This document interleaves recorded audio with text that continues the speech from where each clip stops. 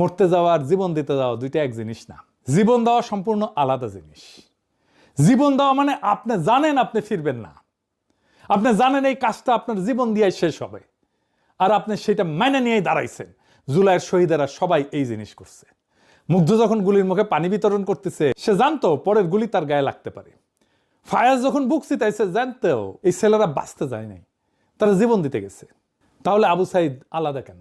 ওই ছবিটা শাহাদাতের ব্যাকরণ শিখাইছে, গ্রামার শিখাইছে। ওই ছবিটা দেখে কোটি মানুষ বুঝছে এইভাবে দাঁড়াইতে হয়। তিনি জুলাইয়ের প্রথম শহীদ না, তিনি জুলাইয়ের সবচেয়ে দৃশ্যমান শহীদ। তার শাহাদাত শুধু একার সাক্ষ্য না, সেটা পুরা জুলাইয়ের সাক্ষ্যকে দৃশ্যমান করছে। এই জন্যে তার কথা বললে সব শহীদের কথা বলা হয়। আর এই প্রশ্নটাই জরুরি যে এই ছেলেরা জীবন দিতে গেল কেন? কি এমন কথা ছিল তাদের যা শুধু রক্ত দিয়ে বলা যায়? এই প্রশ্নের উত্তরেই লুকায় আছে পুরা 2024, পুরা জুলাই। আবু সাইদের হাতে শটগান ছিল না, কামান ছিল না, বন্দুক ছিল না। ভারতীয় সেনাবাহিনী